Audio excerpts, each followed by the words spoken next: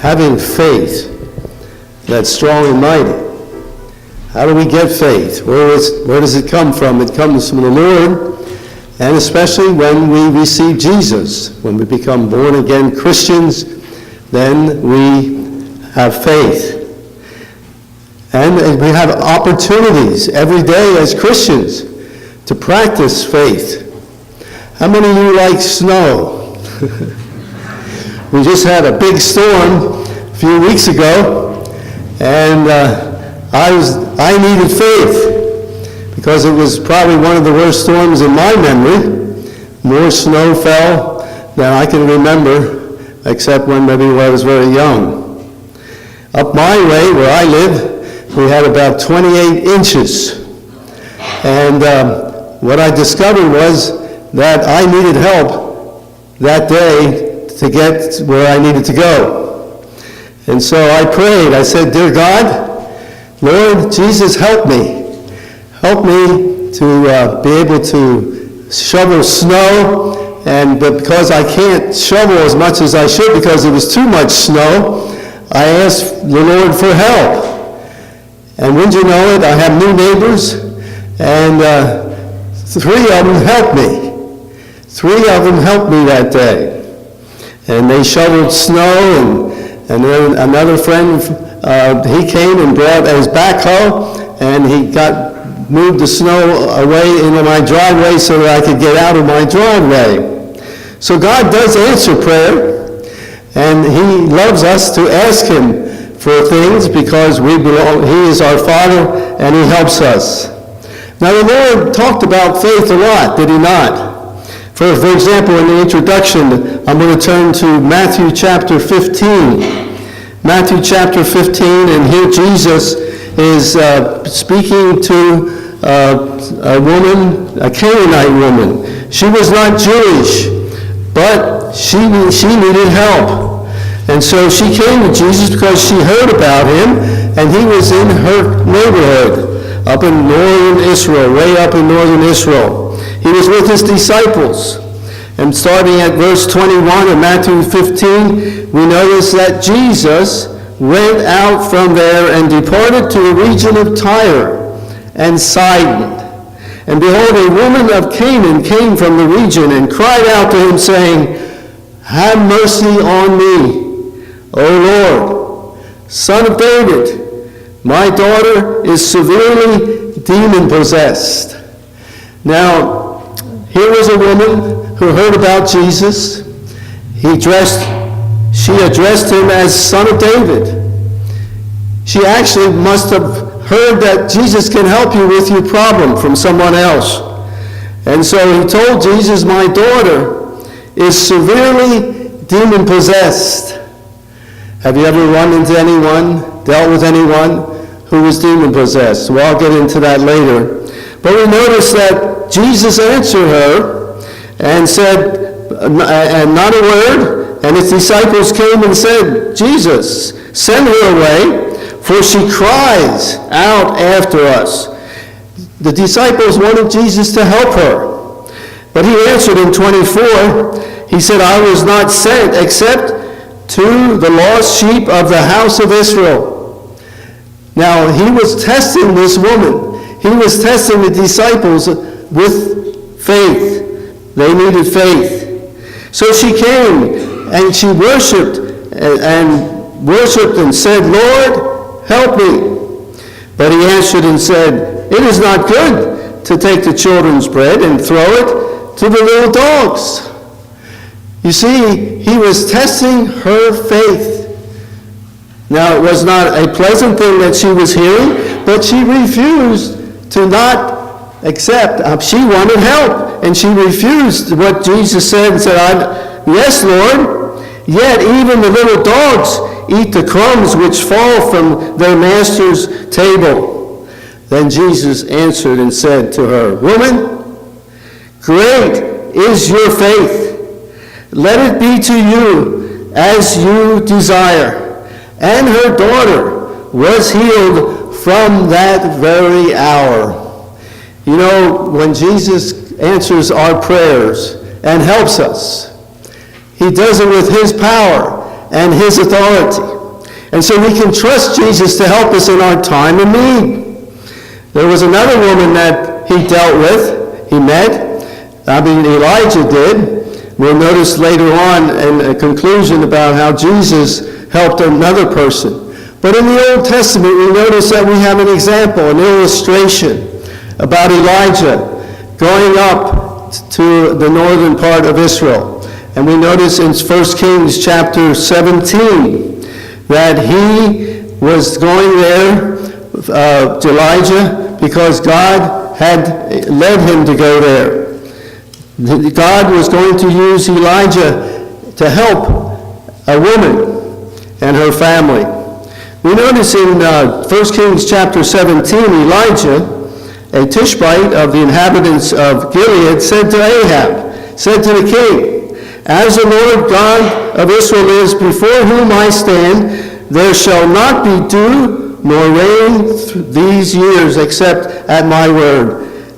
Now, the king Ahab was being warned ahead of time about a great famine that was coming. And it was going to affect a lot of people. Because of this famine that was coming for a 3-year period, a lot of people were going to suffer. And one of the persons that we're studying about here today was a lady, a widow of Zarephath. And we notice that the word of the Lord came to Elijah in verse 8. He said, "Arise, go to Zarephath, which belongs to Sidon," that's way up in northern Brazil, "and dwell there.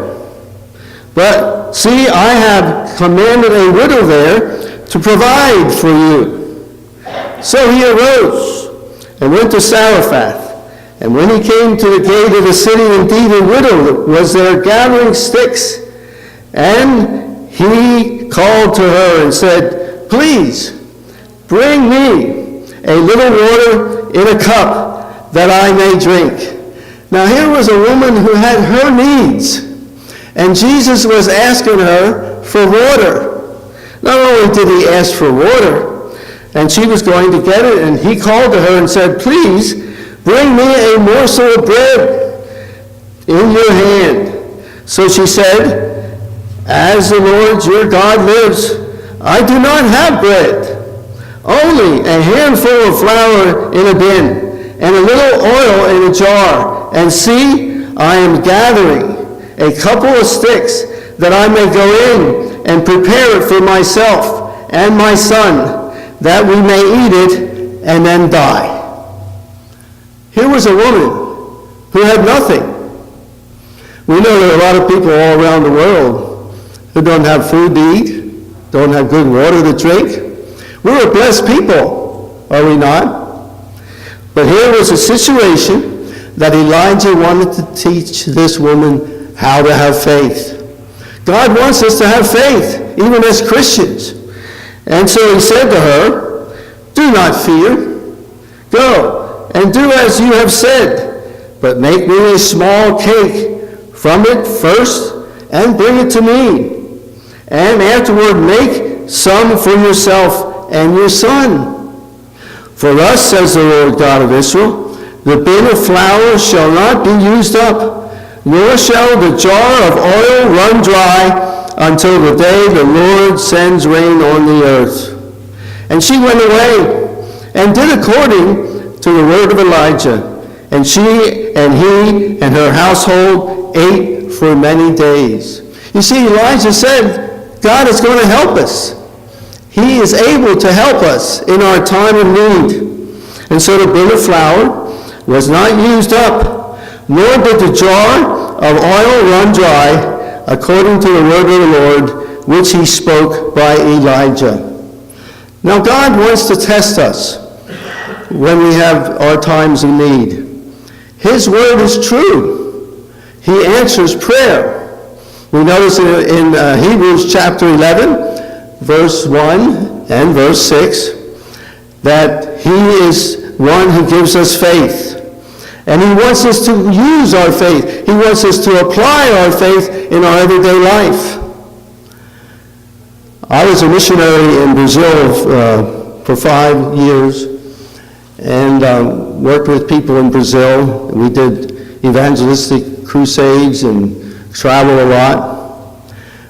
We were always sent to go out as a group of missionaries. I was an American missionary, and I worked with Brazilian evangelists.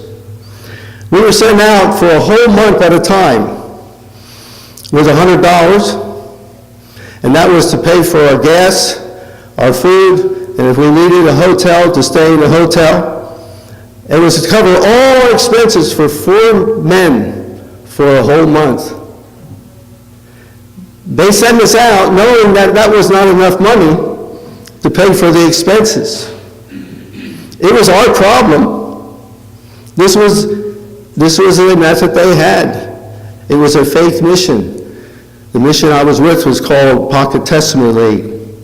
So we would go, not knowing who was going to offer us hospitality. Sometimes we knew that there were some Christians in the places we were going, but sometimes we didn't know.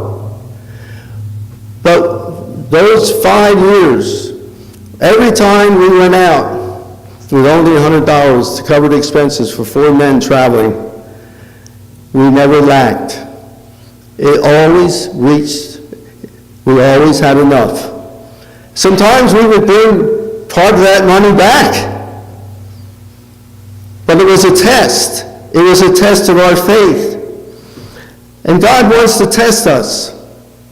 We're living in a very prosperous nation, even though maybe our economy is doing as well as it has in the past.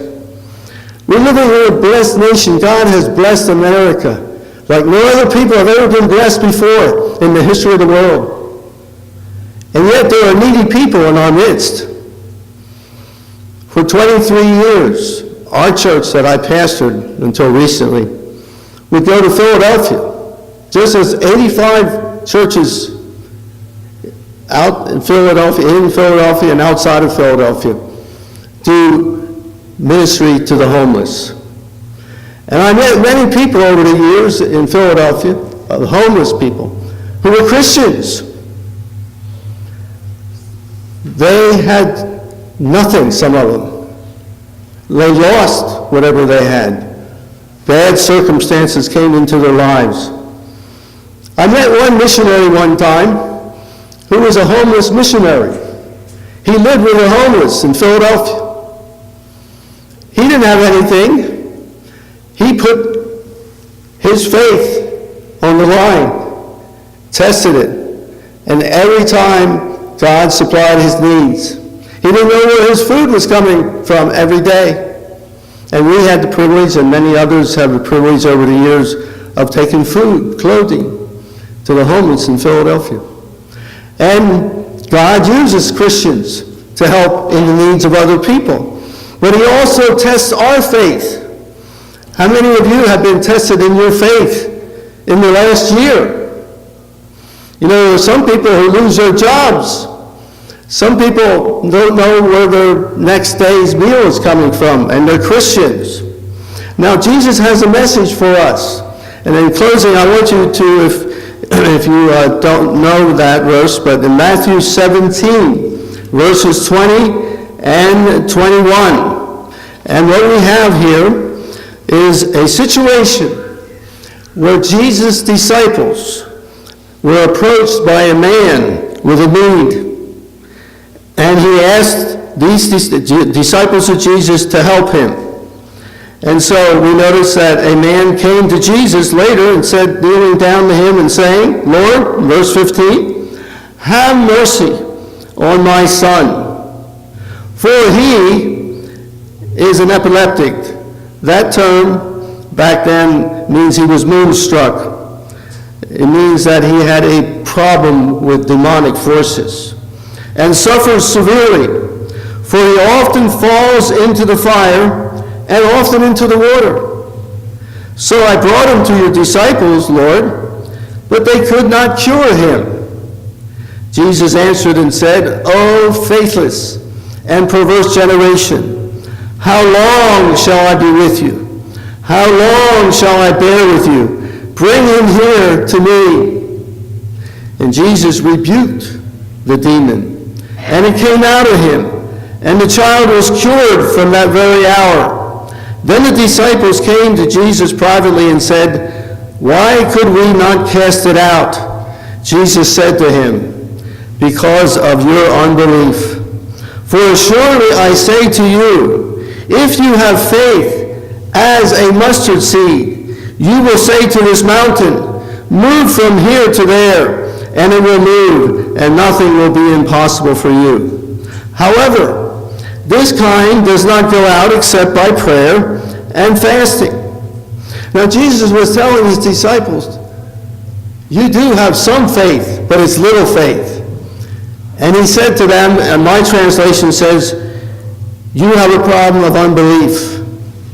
You need to practice your faith, disciples.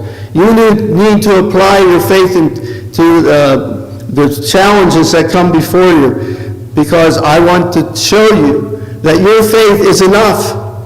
You don't need a lot of faith. You know how much a grain of mustard seed, how big a grain of mustard seed is? It's so tiny, it's just a tiny little speck. And Jesus is saying, if we have just a tiny little faith and practice it and apply it, he will help us and he'll do wonderful things for us. Now, back in 2001, we had 9/11. You probably remember that. 9/11 took place in New York City. And we had plans to go to Israel for a trip. And we were going to take 30 people with us to visit Israel in October of 2001, 1 month after 9/11. Now, we planned the trip long before 9/11 took place. And we had no idea there was going to be a 9/11 when we planned the trip. But we planned it in October of 2001, 1 month after 9/11 took place. So when 9/11 took place, 15 people said, "We're not going with you. We're afraid to fly." And so we only had 15 people to go to Israel on this trip. 1 month after 9/11, we got on the plane in New York City, and we started going down the runway. And there was a message over the microphone.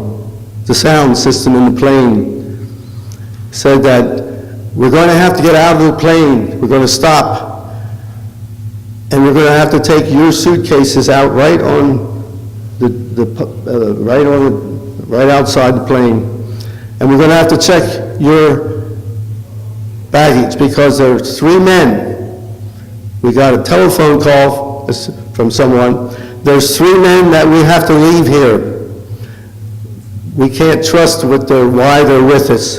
So these 3 men were left off. They were taken into the airport. And we all had to get out of the plane. And we had to let the officials look through our baggage. And they put the baggage back into the airplane. And we took off. And as we were taking off, going up into the air, and we went high enough that we could see New York City from the air. And no explosion had taken place. We were safe, and we were on our way. But that was a test of our faith. 15 people did not have the faith to go, but 15 had the faith to go. While we were over in Israel, there was a couple with us, a pastor from down in the south, down in Georgia, a Baptist pastor. He and his wife were with us. He had cancer for 1 year.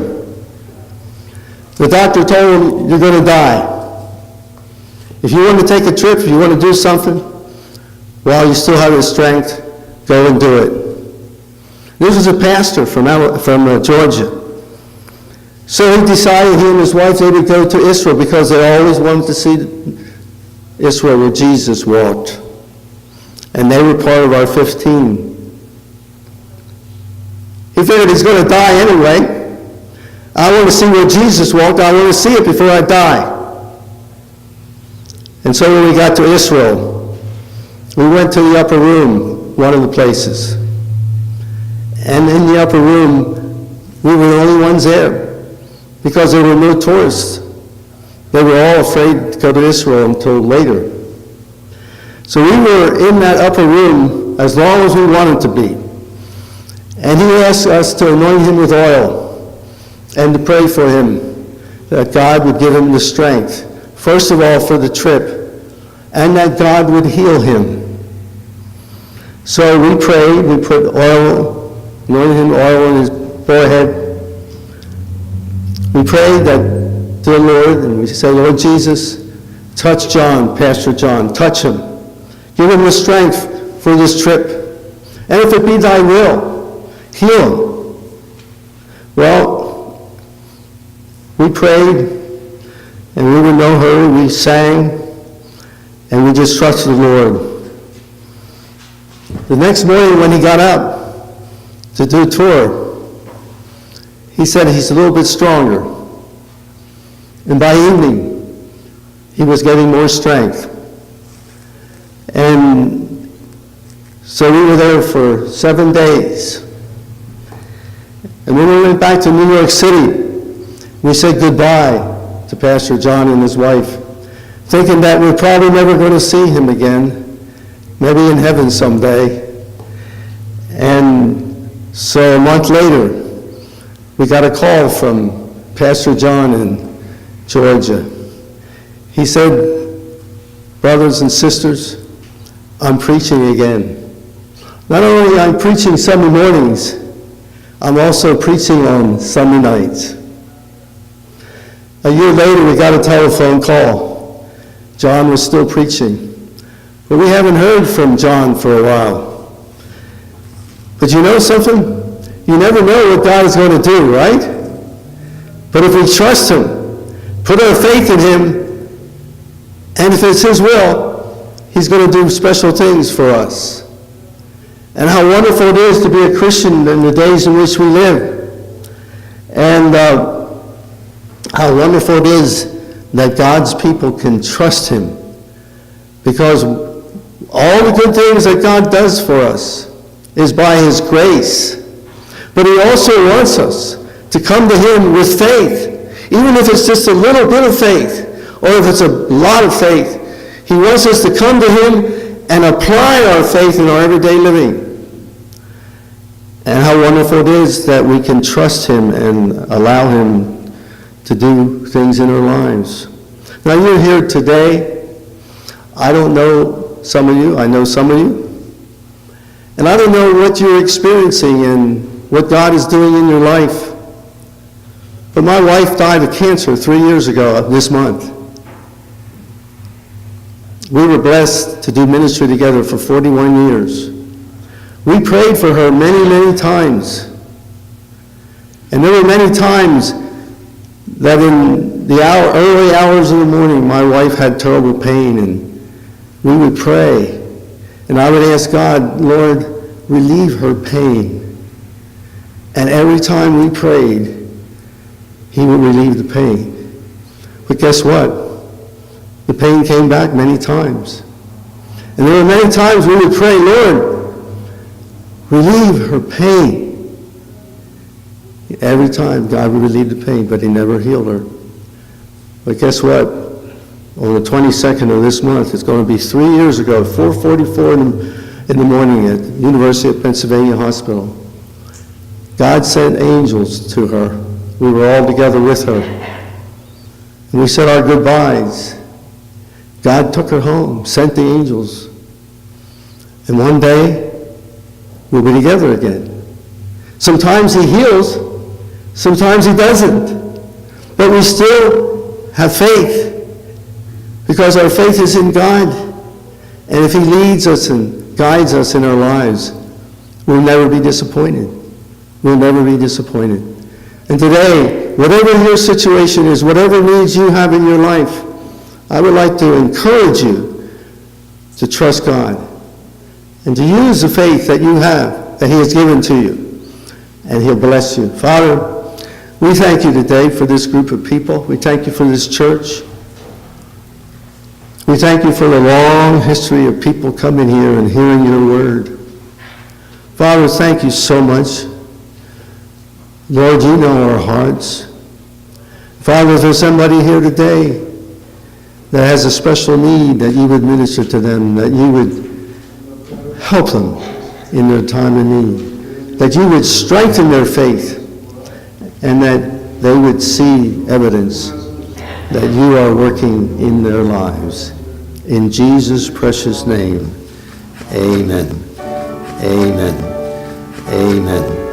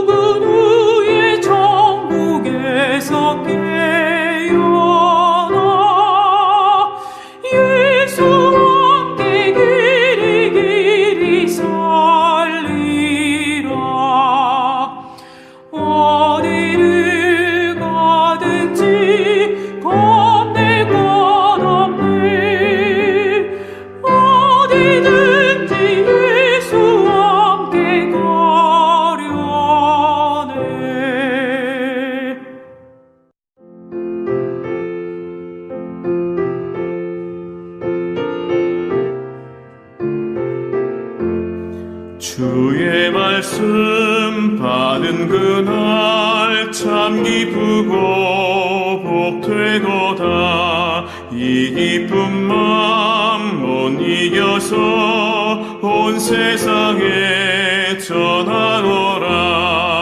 기쁜 날 주 나의 죄 다시 쓴 날 늘 깨어서 기도하고 늘 기쁘게 살아가리. 기쁜 날 주 나의 죄 다시 쓴 날 이 좋은 날 내 천한 몸 새 사람이 되었으니 이 몸과 마음 다 바쳐서 영광의 주를 섬기리. 기쁜 날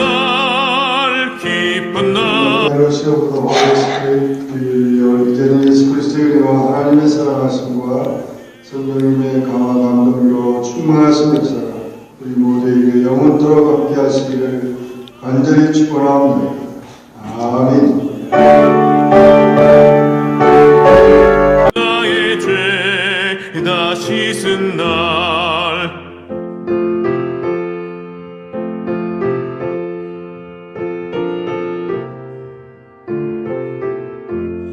새 사람 된 그날부터 평안한 마음 늘 있어서 이 복된 말 전하는 일 나의 본분 삼았도다. 기쁜 날 주 나의 죄 다시 쓴 날 늘 깨어서 기도하고 늘 기쁘게 살아가리. 기쁜 날 주 나의 죄 다시 쓴 날